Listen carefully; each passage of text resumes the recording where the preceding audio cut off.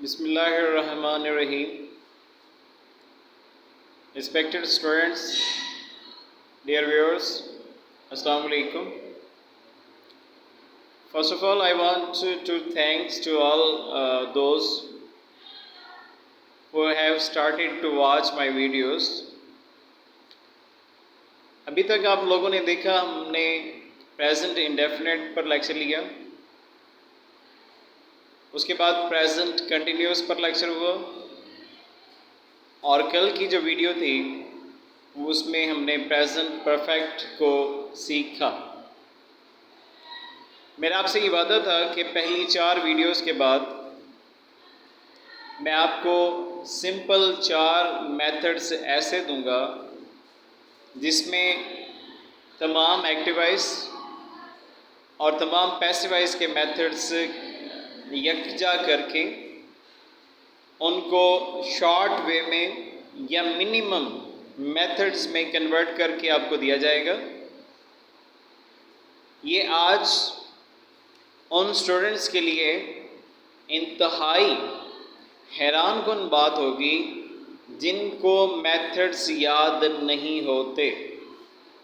वो तमाम टीचर्स जो 105 मेथड बच्चों को रटवाते हैं, बाय फोर्स पढ़ाते हैं, ये आज की वीडियो मेरे उन तमाम असातिज़ा किराम जिनकी मैं दिल की अता गहराइयों से इज़्ज़त करता हूँ के लिए एक नायाब वीडियो होगी।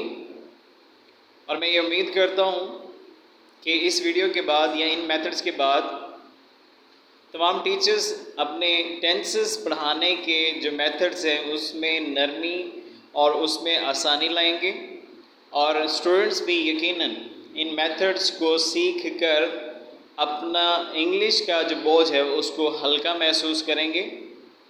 और यही पर्पस था इस चैनल को क्रिएट करने का। मैंने इंट्रो में आपको बताया था कि वो तमाम स्टूडेंट्स, वो तमाम टीचर्स, वो तमाम लोग जो इंग्लिश बोलने के, इंग्लिश सीखने के, इंग्लिश ग्रामर को सीखने के ख्वाह हैं, लेकिन कुछ ऐसे तरीक़ों से पढ़ाई जाती है अंग्रेज़ी जिससे कि ये अंग्रेज़ी और ज़्यादा मुश्किल बन जाती है। सो ये वीडियो मेरे उन तमाम रिस्पेक्टेड टीचर्स और kind hearted and very dear, very honest, very hard working students के नाम है जिनको अंग्रेज़ी मुश्किल लगती है या वो अंग्रेज़ी को पढ़ना छोड़ चुके हैं। सो टाइम को ज़ाया किए बगैर मैं आज के टॉपिक का आगाज़ करता हूँ।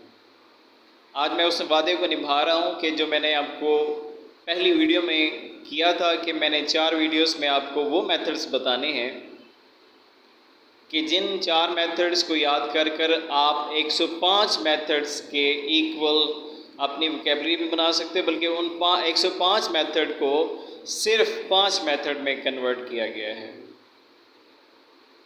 सो आज के लेक्चर स्टार्ट करने से पहले मैं एक ब्रीफ इंट्रोडक्शन दूंगा। हमारे पास एक्टिवाइज जो टेंसेस होते हैं वो 12 होते हैं। जो पैसिवाइज हैं उनको 9 टेंसेस में तकसीम किया जाता है। और आज मैं ये भी बता दूं कि एक्टिवाइज का मतलब फ़ेल मारूफ है और पैसिवाइज को अंग्रेज़ी में फ़ेल मजहूल कहा जाता है। दोबारा सुन लीजिएगा, एक्टिवाइज को उर्दू में फ़ेल मारूफ कहा जाता है और पैसिवाइज को अंग्रेज़ी उर्दू में फ़ेल मजहूल कहा जाता है। जब इन 12 और 9 टेंसेस को जमा किया जाता है तो ये टोटल 21 टेंसेस बनते हैं, क्योंकि हर एक टेंस में 5 मेथड होते हैं। कैसे? सबसे पहले simple method, then negative, then interrogative, then interrogative plus negative, then double interrogative, then double interrogative plus negative and ETC। इन 5 मेथड को जब आप टोटल टेंसेस पर मल्टीप्लाई करते हैं तो आपके पास जो डिजिट आता है वो 105 टोटल मेथड्स बनते हैं। अब एक ज़हीन बच्चा या एक नॉर्मल जिसको स्लो लर्नर कहा जाता है, अगर वो इन 105 मेथड को याद करने बैठे तो वो यकीनन इस पर ज़्यादा टाइम लगाएगा और कहीं ना कहीं वो मेहनत करने से दिल चुराएगा। सो बच्चों के लिए 105 मेथड याद करना बहुत मुश्किल बात है और यकीनन उन टीचर्स उन असातिज़ा के लिए बहुत मुश्किल बात है कि 105 मेथड को पहले खुद याद करें और फिर वो स्टूडेंट्स को याद करवाएं। सो उनके लिए गौर नायाब ये वीडियो है कि 105 मेथड को सिर्फ 5 मेथड में तकसीम किया गया है।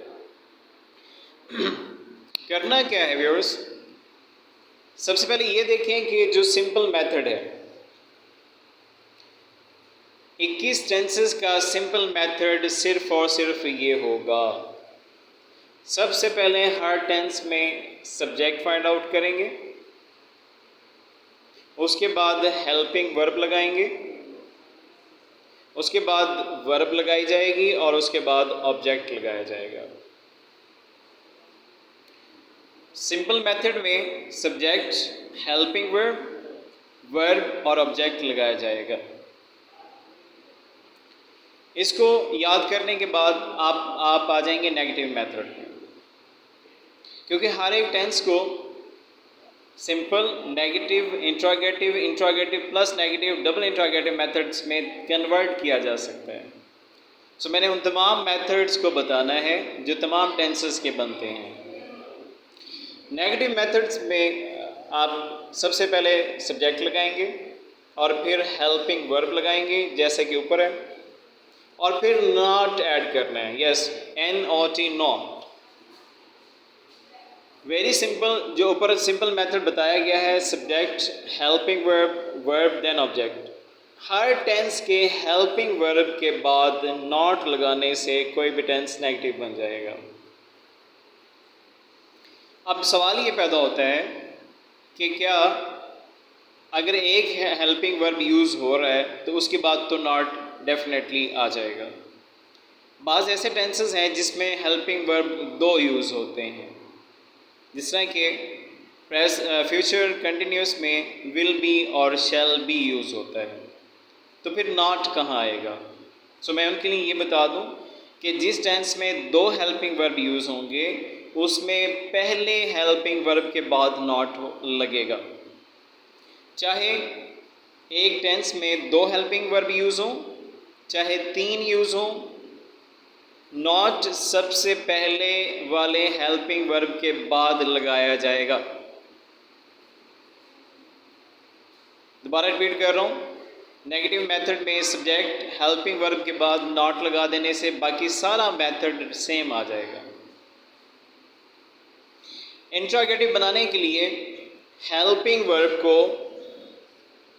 इस सब्जेक्ट से पहले लेकर आना है। दोबारा देख लें, सिंपल मेथड में जो हेल्पिंग वर्ब है इसके बाद नॉट लगाने से सिंपल टेंस मनफी बन जाएगा और इन्हीं हेल्पिंग वर्ब को सब्जेक्ट से पहले उठाकर लिखने से कोई भी टेंस इंट्रोगेटिव बन जाएगा। आइए उसकी पड़ताल करते हैं। इस इंट्रोगेटिव मेथड को देखते हैं। जैसे कि ऊपर बताया गया कि हेल्पिंग वर्ब को सब्जेक्ट से पहले लेकर आएंगे, तो ये देखें सबसे पहले हेल्पिंग वर्ब आ गया।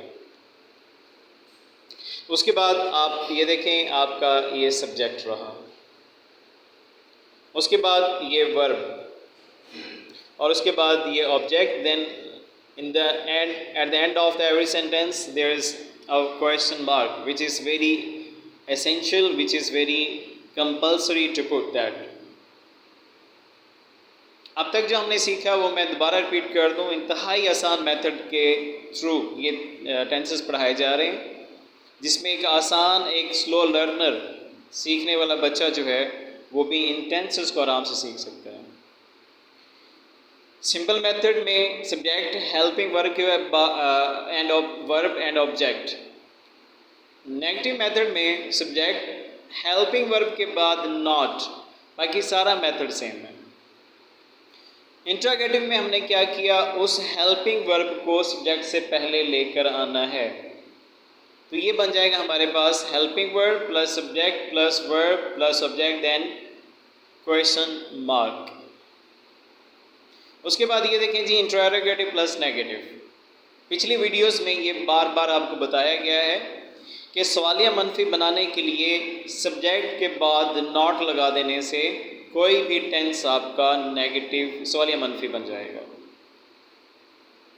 मैं दोबारा रिपीट कर दूं, अभी हमने इंट्रोगेटिव पढ़ा है, उसके बाद हमारा जो टर्न है वो इंट्रोगेटिव प्लस नेगेटिव पर है।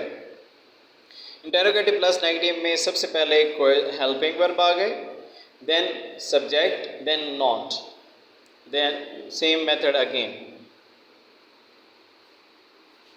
दोबारा देख लें, इंट्रोगेटिव प्लस नेगेटिव में helping verb then subject then not, subject के बाद नॉट लगा देने से 12 active voice 9 passive voice tense सवालिया मनफी बन जाएंगे। उसके बाद ये देखें डबल इंट्रोगेटिव, इंतहाई आसान है। सबसे पहले क्वेश्चन वर्ड्स, ये 3 वीडियोस में ये बताया गया है क्वेश्चन वर्ड्स क्या होते हैं। जिन्होंने पिछली वीडियोस नहीं देखी, मेरी रिक्वेस्ट है कि पहले उन वीडियोस को देखें ताकि आपको ये मेथड्स समझ आ जाए। क्वेश्चन वर्ड्स WH फैमिली के वर्ड्स जिसमें what, why, where, whose, whom, where, which, like these words are written। Question words WH family के वर्ड्स यहाँ पर आएंगे, देन हेल्पिंग वर्ब आएगा। किसी भी टेंस का जो हेल्पिंग वर्ब है, अगर किसी टेंस में हेल्पिंग वर्ब डू डज है तो वो सबसे पहले आ जाएगा। यकीनन मैं प्रेजेंट इंडेफिनिट की बात कर रहा हूँ।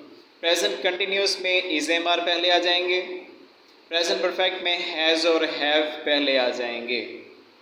क्योंकि अभी तक मैंने ये 3 लेक्चर्स दिए हैं और जिन मेरे तुलबा ने, जिन मेरे वेल विशर्स ने उन वीडियोस को देखा वो ये अब तक की वीडियो समझ गए होंगे। जो न्यू व्यूअर्स हैं, जो नए सब्सक्राइबर हैं, उनको मेरी रिक्वेस्ट है कि पहले मेरी वो 3 वीडियोस देखें ताकि आपको ये आज का लेक्चर प्रॉपर समझ आ सके। क्वेश्चन वर्ड्स के बाद फॉरन हेल्पिंग वर्ब जो किसी भी टेंस में यूज़ किया जाता है उसको लिखेंगे। After that subject, then verb, then object, then question mark. दोबारा मैं रिपीट कर रहा हूँ, डबल इंट्रोगेटिव मेथड में सबसे पहले question words, then helping verb, then subject, then verb, then object, then question mark. Got it? Double interrogative plus negative, the last method of any tense. Double interrogative plus negative में मैं दोबारा वो बात repeat करूँगा कि जिसमें हमने सवालिया मनफी मेथड बनाया था। मैं आपकी जो तवज्जो है इस मेथड पर लाना चाहूँगा। इंटरोगेटिव प्लस नेगेटिव में हमने नॉट ऐड किया था सब्जेक्ट के बाद। ये देखिएगा, ये सब्जेक्ट, इसके बाद हमने नॉट ऐड किया है। Again the same method will be followed in the last method of this tense. Like in double interrogative method and plus negative, we will add not after subject. So what will be the method? The method will be simple question words. First of all, look at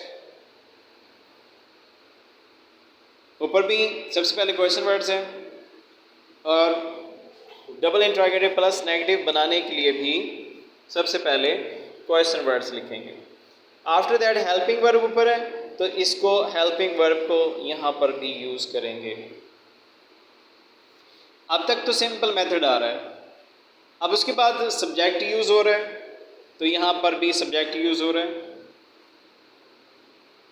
अब क्योंकि ये simple सवालिया है और ये सवालिया मनफी है तो सब्जेक्ट के बाद नॉट ऐड किया गया है, वर्ब को बाद में लिखा गया है।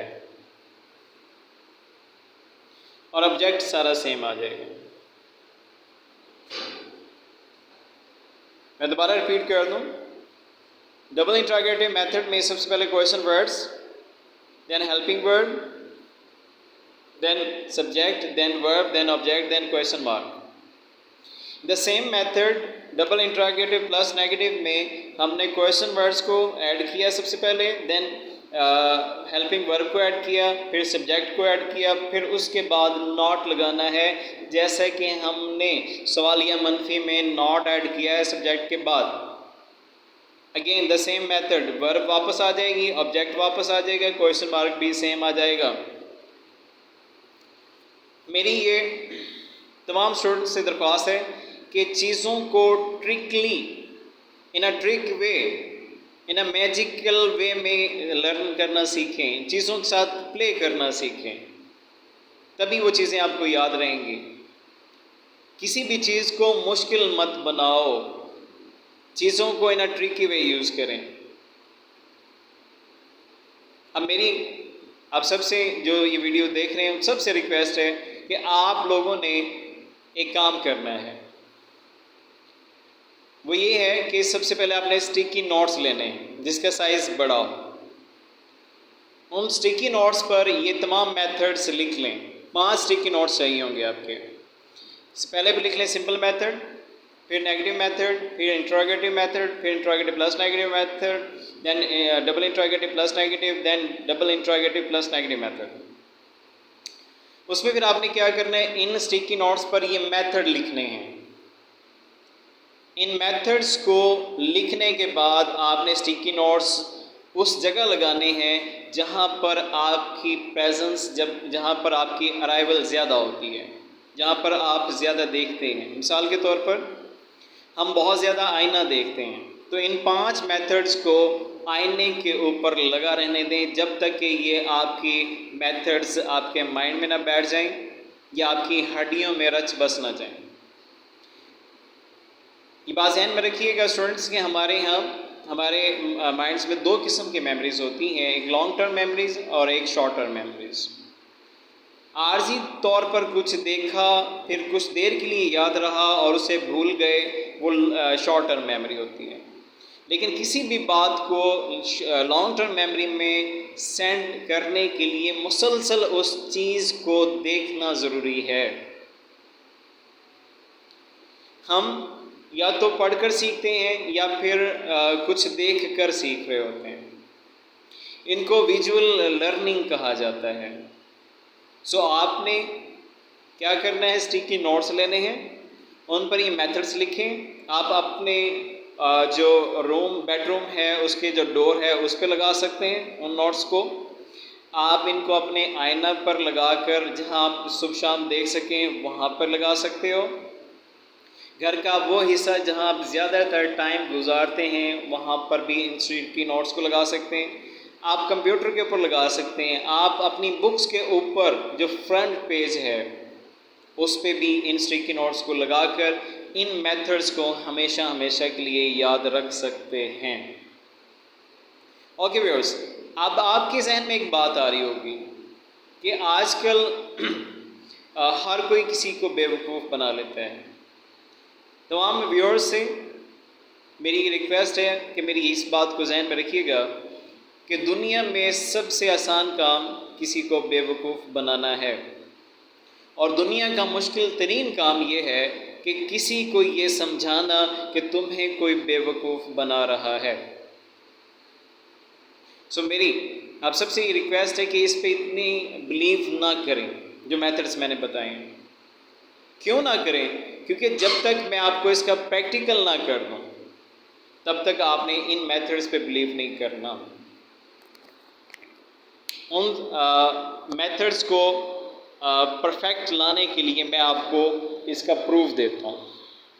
उसके लिए मुझे ये हिस्सा अरेज करना पड़ेगा।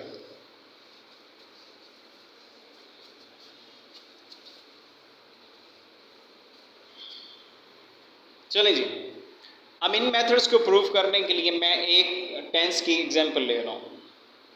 उसमें सबसे पहले मैं उर्दू में एक सेंटेंस लिखूँगा, वो किसी भी सेंटेंस का हो सकता है। अभी तक हमने जो टेंसेस पढ़े हैं उसमें प्रेजेंट इंडेफिनिट, प्रेजेंट कंटिन्यूस और प्रेजेंट परफेक्ट टेंस पढ़ा है। उनमें से तीन में से किसी के एक एग्जाम्पल ले रहा हूँ, मैं कंटिन्यूस की एग्जाम्पल ले रहा हूँ। वो एक बार पढ़ रहा है। हमारे पास very clear, very simple sentence, वो एक बार पढ़ रहा है। आपको ये सिखाया गया है कि सबसे पहले आपने किसी भी सेंटेंस में जो फाइंड आउट करना है वो आपका सब्जेक्ट है। सबसे पहले आपने किसी भी सेंटेंस में सब्जेक्ट को फाइंड आउट करना है। अब क्योंकि ये एक बार पढ़ रहा है तो ये प्रेजेंट कंटिन्यूस है, जो कि हमारी दूसरी वीडियो पर मबनी था।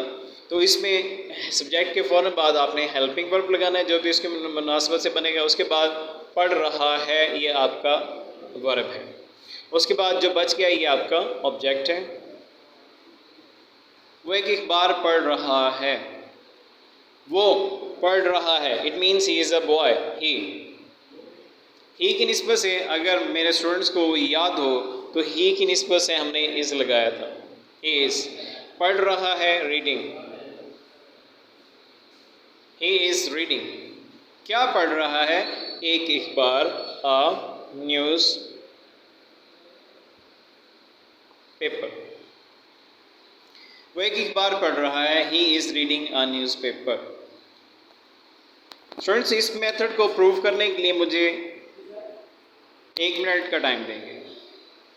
अब ये देखिएगा कि ये जो टेंस है ये प्रेजेंट कंटिन्यूस टेंस है। प्रेजेंट कंटिन्यूस टेंस में सबसे पहले मैंने जो लगाया है वो आपका सब्जेक्ट है,